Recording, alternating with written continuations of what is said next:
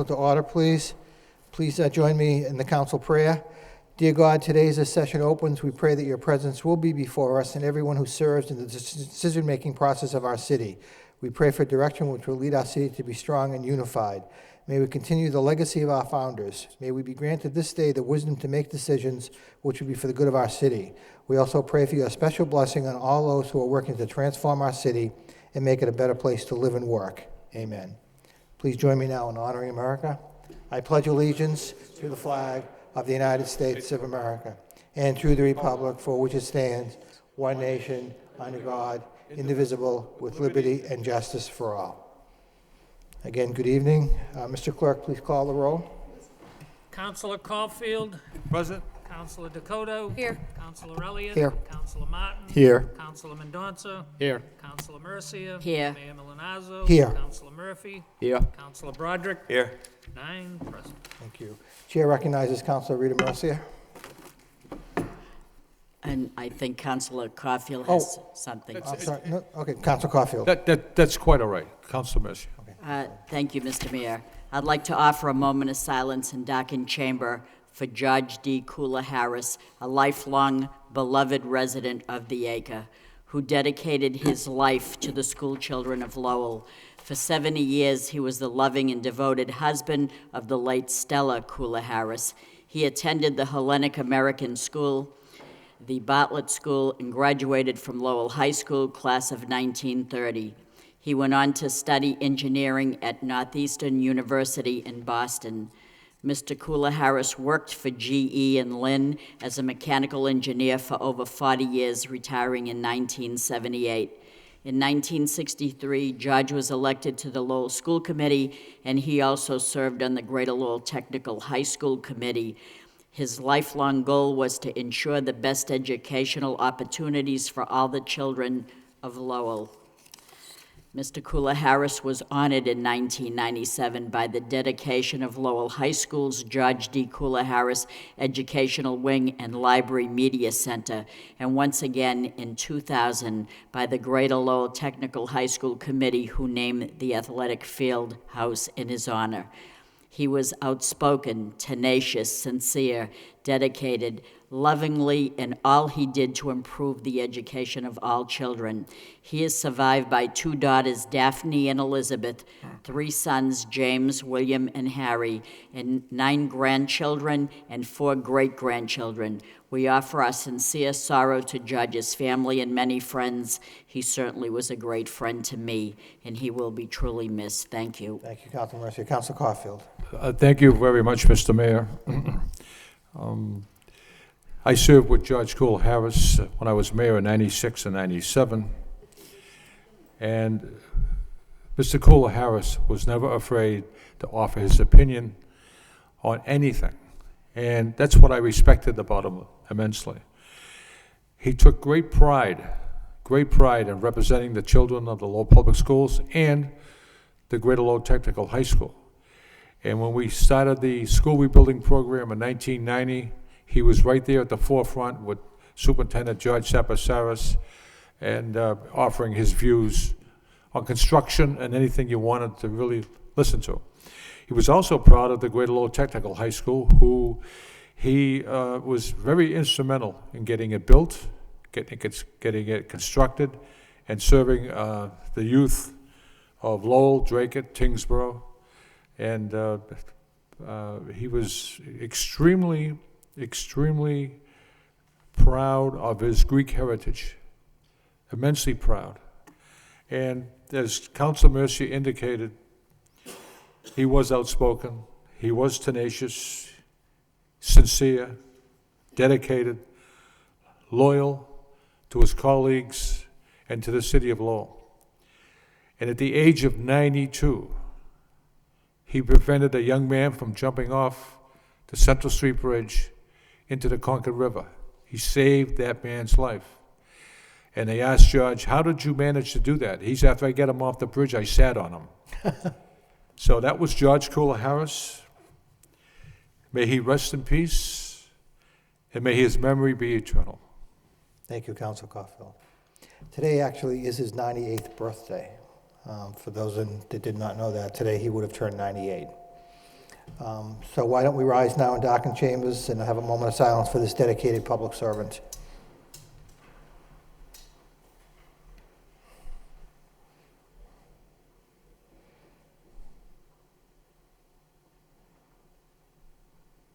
Thank you. May he rest in peace.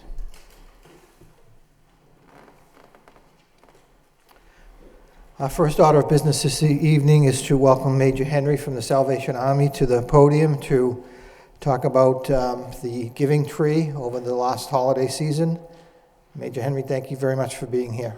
Thank you. It's not my way of being to actually read notes. I'm much better as a normal speaker, but when you give a preacher a microphone, an audience, and a pulpit, I could go on for hours, so I will really stick to these notes. Good evening, Mr. Mayor, members of the City Council, Mr. Manager, the staff and employees of the City of Lowell. Thank you for this opportunity to extend our gratitude, and more importantly, those that we serve. On December 9th, 1886, the first public meeting of the Salvation Army was held in this great city. Historians record, following the third public event, just 3 days later, city officials and the Salvation Army met together, forming a partnership of support. It's my delight to report that this partnership and sacred trust continues to this day. A giving tree this past Christmas was set up in the mayor's office that provided 50 area children with toys and clothing. The senior center added to these gifts with hats and mittens for the cold days that we are now enjoying. On behalf of those who come to our door for assistance, we say thank you to you and to all who participated. Partnerships and donations of these types during the Christmas season enables the Salvation Army to extend our ability to maximize more funds for utility and heating assistance as the cold days of winter are upon us. We pray God's blessing upon you as you minister and as you conduct the business of this city, and upon those that search for a better tomorrow. Your help, indeed, has been their hope. So thank you. God bless you. May we have a joyful 2011 together as we work for a better city of Lowell. Thank you, Mr. Mayor. Thank you, Major Henry, very much. Thank you. Councilor Caulfield. Thank you very much, Mr. Mayor. Being a member of the advisory board of the Salvation Army, I know how tirelessly Major Everett Henry and his lovely wife Patricia work every single day, 7 days a week. And Major, we'd like to thank you for your dedication, loyalty to the people of Lowell and Greater Lowell, for everything that you do for people. Thank you. Thank you. Well put, Councilor Caulfield. Thank you. Thank you again, Major Henry. Moving on with the agenda, motion by Councilman Donza, seconded by Councilor Martin, that we accept the minutes of the January 18th meeting. All those in favor of accepting the minutes placed on file signify by saying aye. Opposed, it's a vote. Moving on to the city manager's portion of the agenda, communication from city manager, responses to council motions and requests. Councilor Elliott. Thank you, Mr. Mayor. Through to one of the acting assistant city managers. We did get a communication back following a motion I filed regarding parking on Barnum Avenue, and it says that it is allowed and there will be no restriction. I just want to go on the record that is, it's a very dangerous intersection, and it's not all the time that cars park in that particular stretch. And it's probably about 25 feet directly across from Lowell General Hospital, but it's a very, very busy intersection, and to have any cars parked at any particular point in time. I know that I've experienced it on more than one occasion, and it's usually early in the morning. But I understand the recommendation that the travel lanes, that the road width is 16 feet wide, but and it's only one home, by the way. That it's a two-family, and they have cars parked occasionally. So I accept the report, but in the future, if it happens, I hope we can revisit it, or maybe I'll take pictures, because the communication does say that staff did go out and take a look at it, and they didn't see anything, which is understandable. So I just wanted to state that for the record, that I appreciate the report, and we'll just see what happens. Thank you. Thank you. Thank you, Councilor Elliott. Councilor Caulfield? I have nothing on the communications, but I have a question to pose to Tom or Henry. Okay. I received some calls. First of all, I'm very happy with the work that was performed downtown and the removal of the snow. That was done in a will fashion. But it was the time that it was done, 8 o'clock at night, to remove the snow downtown, and many businesses were affected by it. And my question is, why wasn't that scheduled for 12 a.m. Sunday morning till 10 or even 11 o'clock Sunday morning? The businesses would have been affected by it, and I'll leave the question there, and I'll wait for a response from the manager next Tuesday. Okay. But some restaurants had to close at 9. Some patrons get up and walked out to move their cars, and you just don't do that on a Saturday night at 8 p.m. You just don't do it. So that's the reason I'm bringing it up. Thank you, Councilor Caulfield. Any other discussion on communications? Motion by Councilor, did you want to be heard? Councilor Murphy. Thank you, Mr. Mayor. Through you to the CFO. I appreciate the quick response on my motion about a potential preference for local banks, and but I think the less subjective that could be as a secondary preference, the better. And I wondered whether we might look at using the Community Reinvestment Act rankings done through the state, which get to kind of the impetus behind the motion in the first place, that the more you reinvest in the community, the better. And in that way, the burden of doing all the work doesn't fall on the city staff. It's pretty much already done. But in that way, it's also more objective, because you have a more thorough evaluation, and it gets to the heart of why you would give a preference to local banking institutions in the first place. Mr. Moses? I'd just like to address a couple of things about the Community Reinvestment Act, because I did look at both the national scores and the Massachusetts scores. One thing that's important is it measures reinvestment in a community, but what you don't know is which communities. For example, our local banks serve several communities, and it is potential that they receive a very high ranking without reinvesting anything in Lowell, because they operate in adjacent communities. So it's very hard to tell. That said, the two biggest local banks, there is a difference in ranking. One is ranked higher than another. We just don't know which communities they're reinvesting in. But as part of that criteria that's measured, a lot has to do with the particularly how well they serve the moderate to lower income households, for example, in giving out loans, so that you can at least get some idea that maybe, say, a credit union, you can get an idea that maybe it's not the reinvestment into Westford, say, but more likely into Lowell. But I think when you begin to divide up in an economy into that small a grouping, that you're kind of getting farther away from the point. It still circulates within the regional economy, and that can obviously have that multiplier effect that you're trying to achieve back in Lowell, even though it may be serving a neighboring community more than Lowell. It's still going to find its way back, I think, in the multiplier effect. Well, we also in past RFPs that I've used for banking services, now we're talking about rather than investing, but banking services, we do have a Community Reinvestment Act component. As I said, though, that may, depending on the rankings, that may give an advantage to Lowell banks.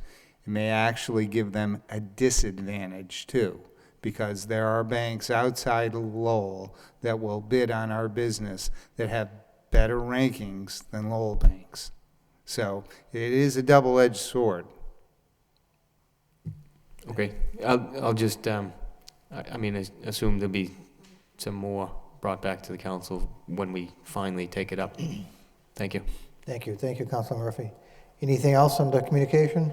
Hearing none, motion by Councilor Dakota, seconded by Councilor Elliott to accept the communications placed on file. All those in favor signify by saying aye. Opposed to vote. Next item, in City Council vote, order to pay a contractually obligated payment into the Legal Defense Fund for the City of Lowell Police Department. Ordered by the City Council of the City of Lowell as follows: that the amount of $21,250 be transferred from Police Department Salary and Wages Permanent Account Number 021041511-511000 to Police Legal Defense Account Number 012041557-530039, more fully described in Attachment A. Order recommended, introduced by Bernard F. Lynch, City Manager. Second reading by title, vote in City Council order to pay a contractually obligated payment into the Legal Defense Fund for the City of Lowell Police Department. What's the wish of the council?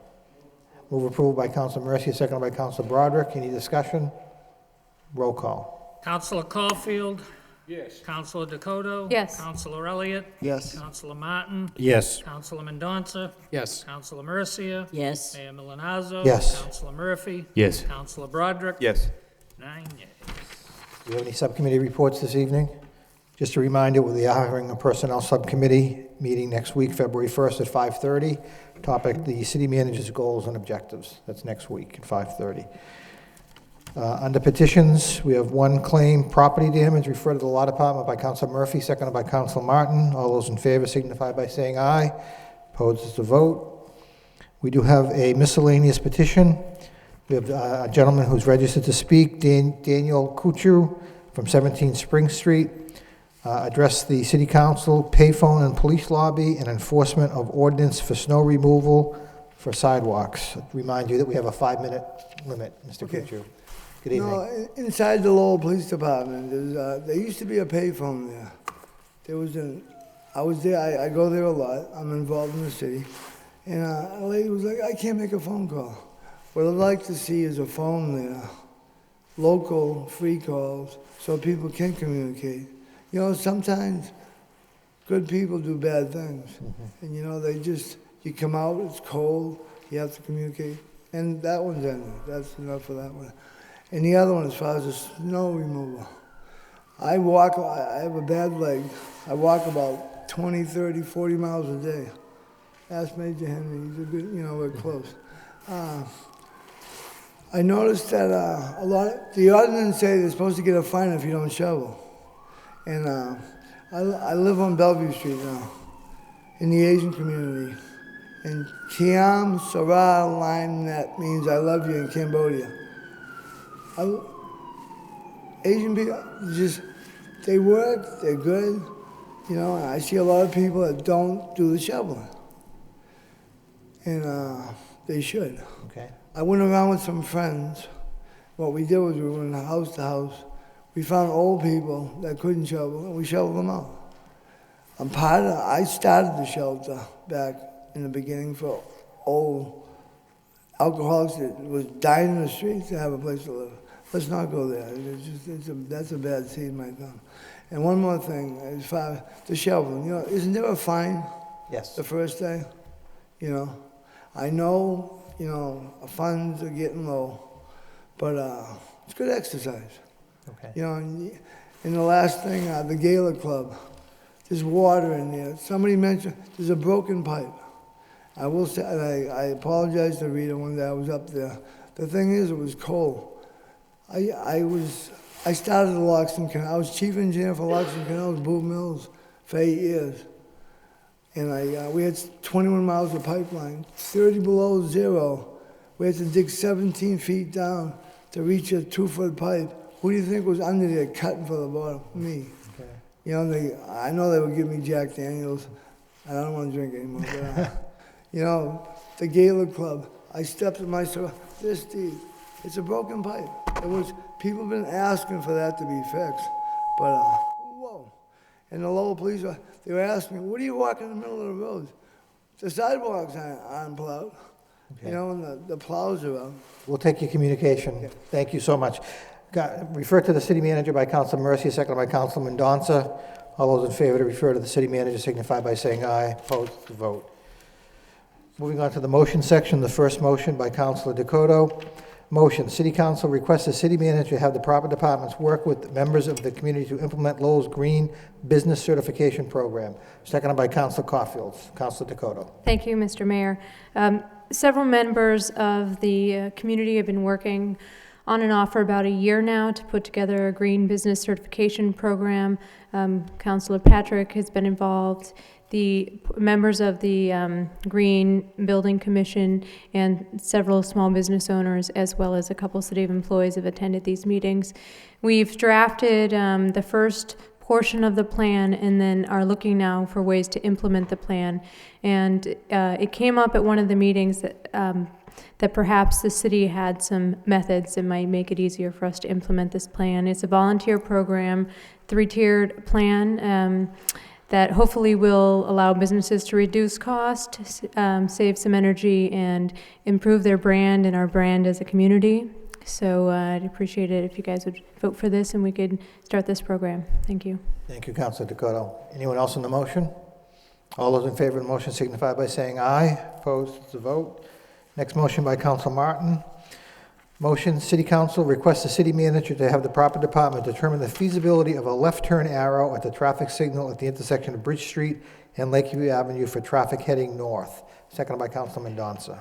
Councilor Martin. Thank you, Mr. Mayor. It's fairly self-explanatory, but as you leave the city, coming out of the downtown over the Bridge Street Bridge and try to turn left, there is no arrow, I believe, a green arrow.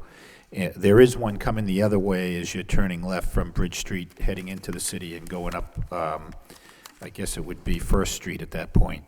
And I know traffic is congested around the bridges, particularly with the Hunts Falls Bridge, and the city has stepped up enforcement efforts, people that block the intersections. And there are people that travel these intersections every day that kind of know, when they can make it and when they have to wait. But there are some people that don't. And if you're a first-time person, you think you can make it through the intersection, you start out, you don't. And I got a call from someone who got a ticket, that they did block the intersection, but really through no fault of their own. And I think the state controls the signalization of this intersection. I don't know what would need to be done to allow for that, but I think if traffic is stopped to let the left go one way, perhaps it could be done to let the traffic go the other way. So if we could do that, I think it may be an improvement. At least it would be more fair to the people that are trying to turn that way. And so we're allowing them an opportunity to do that before we give them a citation. Thank you, Councilor Martin. Councilor Mercia? Thank you, Mr. Mayor. It's a shame that a lot of the lights in the city have not met the 21st century. That's one area where people are getting ticketed. I received that call as well. I don't know much of what we can do. It's a state road. I know lighting is very expensive, and the state is always talking about how they're broke. But if you're coming up Andover Street, there are people that want to take a left onto Nesmith Street. There's a whole line of traffic right there and no arrow. So you could point this out in many places throughout the city. I wish the state could do an inventory on the light situation and try to make it amenable to make it more safer and more fairer for the people that traverse around the city. So it's a good motion. It needs to be done, but I don't know what's going to happen. It's tough. Money's tight. Thank you. Councilman Donza, then Councilor Caulfield. Yes, I mean, that is a dangerous intersection, even with 2 lanes of traffic going north on 38 and then having to merge into one. That in itself backs it up so that then somebody wanting to take a left may not get to the light in time. So in addition to the actual left turn signal, maybe rethinking which lanes go straight and which ones are maybe left turn only. I do know that there are improvements planned for that intersection by the state. It's just that it may be years away, and but if that could be accelerated, that might help in funding that new signalization at that intersection. I know they're realigning Lakeview Ave and VFW Highway as part of that, so that there won't be as much confusion on that left turn, and that should improve things quite a bit. Thank you. Council Caulfield? Thank you, Mr. Mayor. Not to be facetious, and we're talking about intersections. The Commonwealth of Massachusetts has just released the 10 worst intersections in the state. The worst intersection in the state is the VFW Bridge Street intersection. That's the worst. The 5th worst intersection in the state is Wood and Middlesex Street. I just thought I'd bring that to your attention. Thank you, Council Caulfield. Any more discussion on the motion? All those in favor signify by saying aye. Opposed, it's a vote. The next motion by Councilor Murphy. Motion, City Council requests the city manager have the proper departments address, I'm sorry, that's not the correct motion. By Councilor Murphy, requests the city manager have the proper department address, this is the same thing. I'll read it from here. Report on the plans for greater savings and efficiency in solid waste recycling programs in upcoming year. Seconded by Councilor Elliott. Councilor Murphy. Thank you, Mr. Mayor. I had made a similar motion almost a year ago to look at how we might improve our recycling program, because I think it is a significant area for savings if we do make some policy changes. I had made some proposals at the time, so this is really just to get an update on where we are and what the council might do to further support some greater efficiencies there and potential savings. Thank you, Councilor Murphy. Anyone else on the motion? Councilor Mercier. And again, with a motion like this, which brings up to the time where things are tough in the city and the state brings us less revenue. I know money's tight, but here's where you have two people in that department and you need someone to go around and enforce the ordinance and fine people accordingly. But because things are tough and departments downsize, and there's probably one person there now, because I understand the person that's there is moved out to another department, leaving one to stay and take the calls. So there's really nobody out there to enforce the ordinance, which could be bringing in revenue in itself. So it's a very tough situation for a city when we create ordinances and the personnel is so tight, where we don't have the people to go out and do the job that it takes. And this is one of those areas, you know. Councilor Caulfield, then I'll go back to Councilor Murphy. Councilor Caulfield. Thank you, Mr. Mayor. This is a good motion, but I think the only way we can address to be more efficient, we cannot force people to recycle. We can't. But we can educate them why they should recycle, and we're not doing that. We're not doing that, and there should be more programs on LTC in various languages and get the community involved as to why they should recycle. And I think it's just going right by the wind. We're not doing it. We're only recycling probably 22%. We should be doing 60%. And I can drive around a neighborhood when it's the trash day, and you can count the green recyclable bins out there. And there's many that aren't out there. And that's what we're missing the boat. We're missing the boat on that. And we should start educating the people as to why it would benefit them to recycle. Thank you. Councilor Murphy on the motion. Yeah, thank you. To that point, I think ideally the savings wouldn't come through, revenue through the actual enforcement of fines, but ideally it would come through the decrease in the tipping fees that we pay.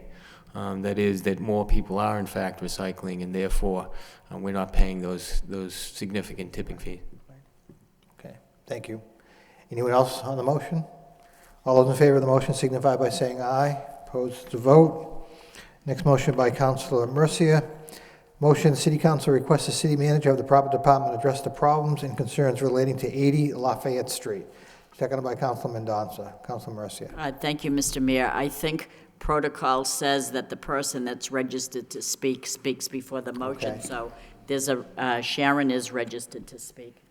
Good evening, Sharon. Name and address for the record, please. My name's Sharon Janda. I live at 84 Lafayette Street.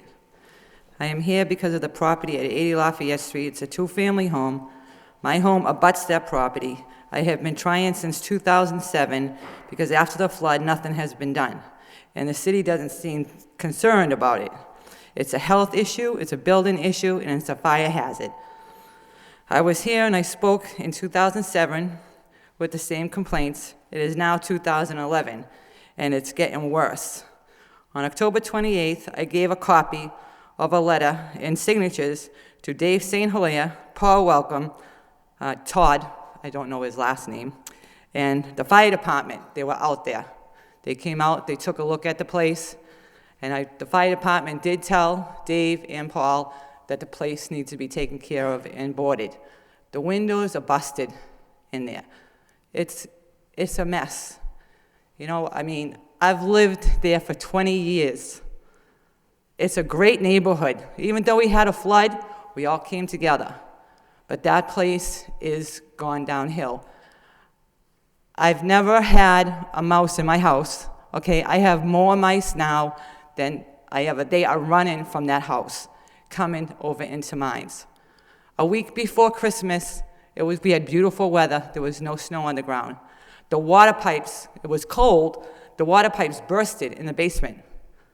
Okay, I had to call the Lowell Police Department. I didn't know what else to do. I don't know who owns the property. I've talked to the city, they tell me I have to go online. I go online, it's the same person that bought the property back in 2003, I believe. I'm not quite sure. I've talked to Mr. Clancy from the health department, he told me a bank owns it. I've contacted the bank myself. They turned around and told me, lady, you're crazy because we don't own no properties in the city of Lowell. And I spoke to Mr. Clancy last week, and he told me, well, if you find out who owns it, give me a call. He works in the city. He should know who owns that place. You know, and my concern, too, is it's a very small street, and we do have a lot of snow, okay? And some of them are plowing their snow into that driveway, okay? It's a residential area. People shouldn't be plowing it. I'm concerned. People said to me, well, don't worry about it, Sharon. The place is empty. Yeah, but what happens come springtime? My house is at the lowest point. I'm gonna lose it. You know what I mean? People that live on top of the street, some of them, I seen them plowing their snow down there, putting it right at the corner of Rosemont. You can't even take the corners no more. You know, it's awful. But my concern is I want the place cleaned up, and I think it should be boarded up. According to the fire department, that's what the chief said. I have a letter here and the signatures. I bring 4 copies to give to you.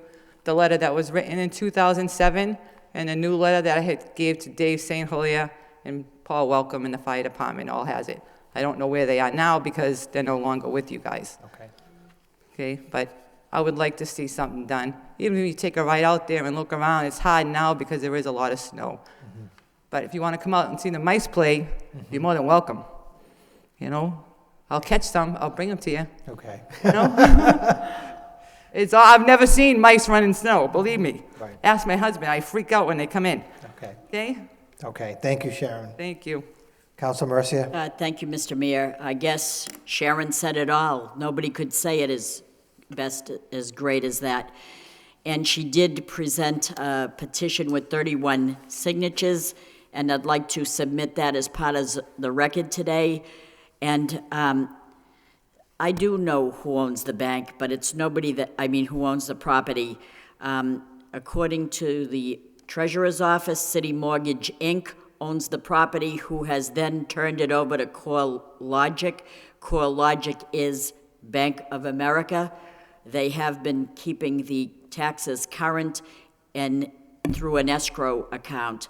But there is a water bill lien on the house of $564. And the point of it is not that the taxes are paid, but do we not have an ordinance minimum maintenance, standard of maintenance, that if I have steps that are falling apart or a rail going up the stairs that's wobbly and ready to fall off, I can be cited for that? What's up with this bank that we're taking the money, but they should be fined, and there should be a local person's name there. Peter Richards, Councilor Eileen Donahue, and myself, when we came on board, we brought forth this ordinance that says that we want a local person's name here that we can respond to if it's out of state, if the property's out of state. Where is that local name? City Mortgage Inc.? Who is this? They ought to be held accountable. And I'm understanding the law says that if there's 10 signatures, there's 31 signatures here, but if there's 10 people in an area that deems property unfit, then it should be demolished. And I'm telling you that this is what's happening here. There's 31 signatures. That's more than 10. I thought there was some such a law that says that they have a right, if the property is deemed a nuisance to the neighborhood. I believe this is. We're trying to beautify neighborhoods. This is an eyesore that is causing the people's property in themselves to deteriorate in value. This isn't right, and they showed their frustration. And we're talking about over 3 years that nothing really was done, and now it's overrun by mice, which I think is a health hazard in itself. This is frustration for the neighbors, and I think that something should be done. So if we can look into this, I know we enjoy the tax money, there's no doubt about that, but at the expense of having everybody's property go down the tubes because of this, it's not right. Maybe it could be rebuilt, and I don't believe anybody's living there. Someone could enjoy a nice home or something, but I mean, we have a bank from out of state that's not caring about it because they don't live there, but I don't know how they can want to pay the taxes and not get anything out of it. I don't know, but anyway, thank you for Thank you. for the motion. Councilor Caulfield? Thank you very much, Mr. Mayor. I am very familiar with this piece of property. In May of 2006, when that neighborhood was devastated with a flood, everyone in that neighborhood pulled up the bootstraps and they rebuilt their homes, remodeled their homes, except this one piece of property. And I constantly would go down there, there'd be mattresses in the driveway, bureaus, beds, and I did call inspectional services. We're taking care of it, we're addressing it. And this piece of property, Mr. Mayor, has fallen between the cracks. It's reached a point now where it is a candidate for demolition. It should not stand any longer. And I know Sharon and I know those people who have put up with this patiently, not for months, but now 5 years. And someone is pulling our string. So I would like the manager to look into this, see if this house is fit for human habitation. If it isn't, make it a candidate for demolition.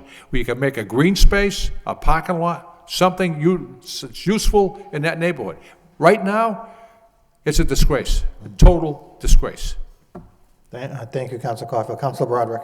Thank you, Mr. Mayor. I think it's a good motion, and it was a good recap of the history here. The thing that concerns me about this is not only that it happened, but the fact that it had to be brought in by motion to get action taken after numerous attempts in the response by the city in the past. Now, I know there's been a lot of changes over in that inspectional services. I'm assuming it's going to be addressed now that it's been brought forward on the council floor, but if we could, through the mayor to Mr. Moses, get some type of report maybe on how this is going to be handled in the future, because it's not fair. It's not fair to the neighborhood. It's certainly not fair to the resident that's on a butter that's requested over and over and is, presumably told that when they find out who it is, let us know. That's to me strikes me as being a little bit crazy, but if we could figure out a better way to deal with it and how it will be dealt with, I think, so that in the future we can avoid this. Thank you. Thank you. Councilman Mendonça? I agree with the previous comments in addition to if it somehow doesn't qualify for demolition, then it sounds like a very good candidate for the receivership program to have someone rehabilitate the building and get someone to occupy it. But again, if it's that dilapidated, then let's take it down. Thank you. Anyone else on the motion? All those in favor of the motion signify by saying aye. Opposed to vote. The chair would like to recognize Council Caulfield before we adjourn for a public announcement. Before I make that public announcement, last Friday, I was watching City Life, and my colleague, Council Broderick, was on that show, and they were talking about putting the agenda online and making it available at the clerk's desk and so forth. I called up the clerk and I filed a motion, and it didn't appear on the agenda. So I called the clerk yesterday, and he said, it will be on the agenda. We have a revised agenda. It's not on the agenda. There's no revised agenda. I just have a question. It's just a simple motion. Why we can't take that up tonight? Is there a reason why we can't take that motion up tonight, Mr. Clerk? Again, the new open meeting law, I'd refer to the city solicitor, but the new open meeting law. This isn't an ordinance. This is to provide online the agenda and to provide in paper form at the clerk's desk. Solicitor O'Connor? I mean, again, I'll defer. I should say, generally speaking, as far as the motions, the reason the motions are supposed to be on the agenda is so it gives notice to the public, and if, for example, on your motion, if somebody wanted to come down and speak in favor of it, it would provide them with an opportunity to do that. The other twist on this is that if it was just a public record that you wanted to release, it's not something that necessarily has to go through the council. If it's something that's going to be a change of policy with respect to how the council gets their packets, when they get them, and when others get them as well, I think the way it was done was to give the councilors an opportunity to have a packet and have some bit of time to review it before it's disseminated publicly. So if there was actually going to be a discussion about it, then I think that it's something that probably should be on the agenda so that others in the public that want to weigh in and want you to consider their point of view would be given an opportunity to do that. Mr. Mayor, I followed the proper procedure. I filed a motion. It didn't get on the agenda. I called the clerk yesterday. Can you get a revised edition on the agenda for that motion? That has happened numerous times. It's not here. There's no revised agenda. Well, again, based upon what the... Right, clearly there was... I'm not looking to repave a street or rebuild a bridge. It's simple. Right, and I guess I would leave it up to the council. If it's something that the council is going to weigh in on as a policy consideration, or if it's just a simple, public record and when it's going to be released, that's something different. Well, all I have one word, ridiculous. Okay? Move on. Councilor Elliott. Mayor, point of order. Is that something that requires, it's a public document once the agenda is produced. Isn't it just a public document that can be put online? Does it require a council motion? Mr. Moses? The agendas are online. It's the packet. If The I packet, can clarify, it's all public documents. Isn't it something we can just put online? I don't know if it's... See the packet? If it's a policy. You want to pick the packet up at the clerk's desk. I'm just looking for some guidance. It's all public information. So the point is that... Does it require a city council motion? If it's all public information, to put it on the internet? Mr. Mayor, we'll Just bring it yes up or no, I next just Tuesday. want to know. Well, what I was saying is that it becomes public once it's sent out to the councilors. As I understand the timing of it, it's sent later in the day on a Friday to the councilors first, and then the packet is available, I believe, first thing Monday morning. And the reason I think it has been done like that is to give councils an opportunity to review it. If you want to change the practice, then that's fine. It's really more of an issue in terms of, again, I think the reason it was done that way was to give councils an opportunity to get it and have a bit of time to respond to it before getting questions from whether it's the public or the press. Well, the documents are also sent to the newspaper on the same day, aren't they? Correct. I mean, again, in the email that we get on Friday afternoon from the clerk's office, it does go to the media outlets as well. The packet? Yeah, not the packet, just the agenda. Right, I think the question, though, is the dissemination of the packet, so. No, we're looking for the packet, Okay. not you. Well, I'll bring it up next Tuesday. Okay. That's Thank you, Mayor. No problem. Okay. Council Broderick, did you want to be heard on this? No, thank you. Okay, thank you. Can- Council Why don't Martin? can we just send the packet to John McDonough and short-circuit this whole discussion? That's exactly right, Bill. Okay. We've all been on City Life, and we enjoy the 2-hour time on that TV. We enjoy it. Well, I to think John varying levels. John of McDonough does a enjoyment. great Correct, job for varying the levels. community. Right. All he's looking for is that packet. I think some of us have agents. Council Caulfield, your public announcement before we adjourn? Yes. Thank you, Mr. Mayor, for allowing me to do this. My grandson had the enjoyment of playing in the Highland Basketball League. And it's just a tremendous organization. All winter long, they play, as well as the Centerville Basketball Association. Well, as we all know, it costs money to run these organizations and so forth. So they are having a night with Rod Stewart, featuring Rick Larimore, February 4th, 2011, 8 p.m. to 11 p.m. at the VFW, 190 Plain Street, Lowell, Mass. The tickets are $15 each. It's going to go to a scholarship program for these kids. If you're interested in tickets, you can call 978-995-4932 or 978-944-3471. Mr. Mayor, thank you for allowing this to be read. It's going to benefit a lot of kids. Thank you. Thank you, Council Caulfield. Anything else to come before the council? Motion by Council Martin, seconded by Council Dakota. We stand adjourned. Thank you.